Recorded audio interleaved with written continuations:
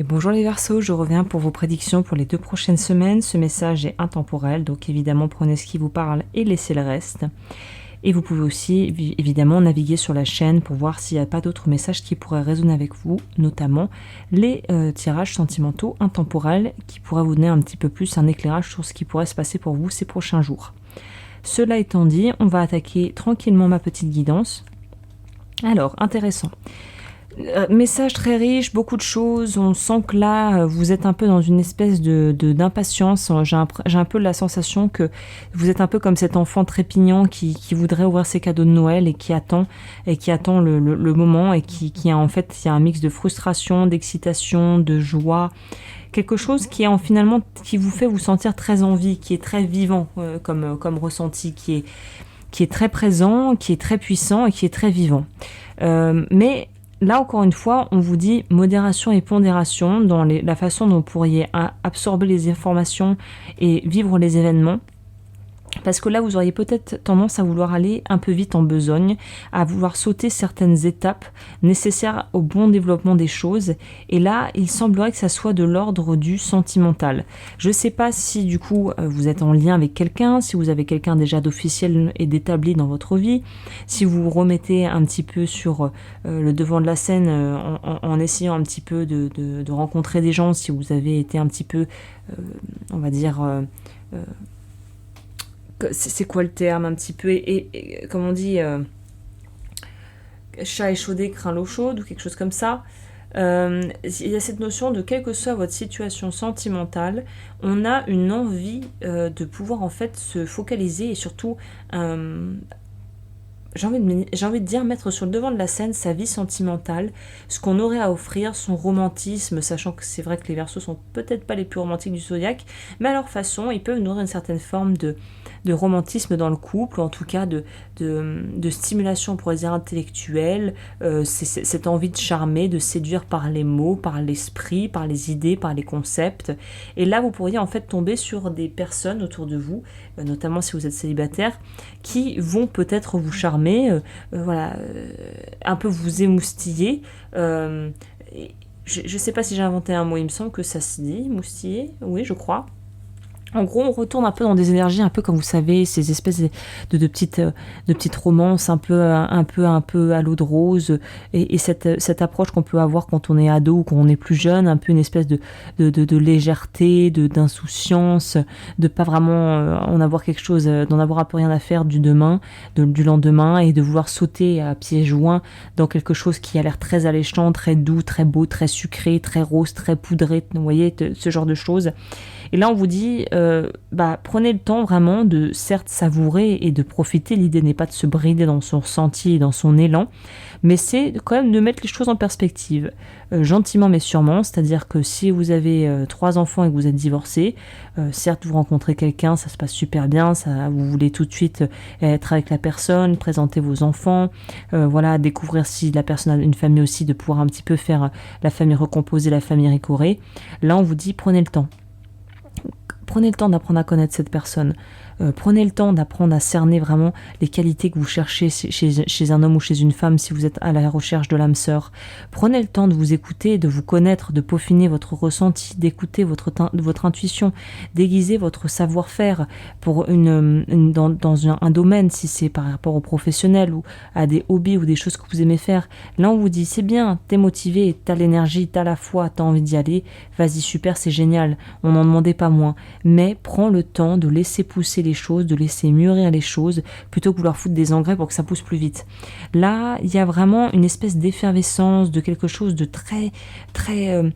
dans le très opulent, il y a beaucoup de choses, ça bouge beaucoup, c'est très léger, vous vous sentez bien, vous êtes dans votre élément, peut-être que vous reprenez un peu de légèreté, un peu de hauteur, après une période qui a été un peu plan-plan, mais là on te dit toujours équilibre, un petit peu comme dans l'Égypte ancienne, le jugement dernier, ou je sais pas comment ils appelaient ça, après dans le passage de l'autre côté, dans l'autre monde, c'était est-ce que à la fin de ta vie, la plume est plus légère que le cœur, ou est-ce que le cœur est plus lourd que la plume?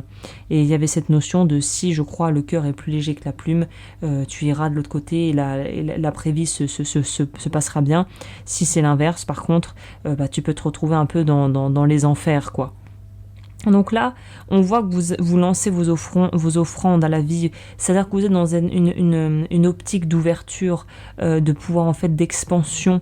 On a envie de donner, peut-être même que vous avez fait des petits rituels si vous êtes là-dedans, les vœux lunaires, j'en ai parlé dans une vidéo que vous pouvez retrouver sur la chaîne dans la partie playlist avec tout ce que j'ai pu proposer d'utile, les vœux lunaires, peut-être que vous êtes un petit peu plus branché dans la spiritualité, peut-être que ça vous intéresse, que vous avez envie de développer ça, de développer votre intuition, de pouvoir un peu plus vous écouter, de faire la paix aussi avec une partie de vous-même.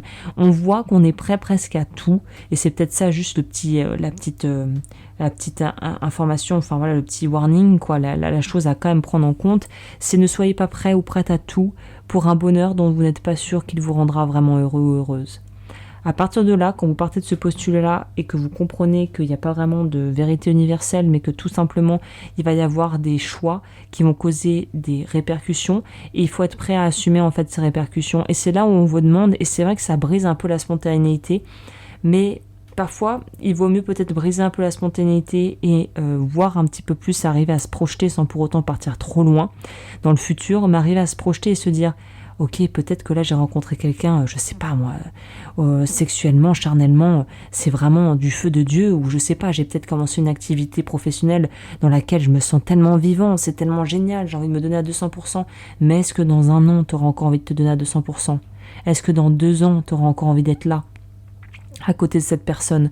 Est-ce que tu vois un partenaire de vie qui pourrait être viable sur le long terme si c'est ce que tu cherches? Est-ce que ce job aura vraiment les opportunités et les ouvertures dont tu as envie, ou dans la voie que tu choisis sera-t-elle celle dans laquelle tu te verras évoluer? Après, certains me diront, en plus c'est très verso de dire oui, bon, demain de toute façon c'est un peu loin, on verra plus tard. Mais en fait, le on verra plus tard, à un moment donné, il a un prix. Et c'est ça qu'on perd de vue, notamment quand on est un peu dans le feu de l'action, mais le on verra plus tard, il a toujours un prix. On paiera toujours le prix des choix. C'est tout, la liberté a un prix, tout. Et certes, encore une fois, ça ne regarde que moi, cet aspect-là, mais je pense vraiment qu'il faut voir à la fin, parce que c'est un peu ça, cette notion, si on prend l'image du dernier jugement avec mon exemple des Égyptiens, c'est est-ce que la plume est plus légère que le cœur ? Ou vice-versa, et est-ce que finalement, à la fin des fins, je serai satisfait ou satisfaite de ce que j'ai créé? Et si j'en suis pas satisfait ou satisfaite, bah c'est maintenant qu'il faut agir, c'est pas demain. C'est tout de suite dans des petites actions concrètes.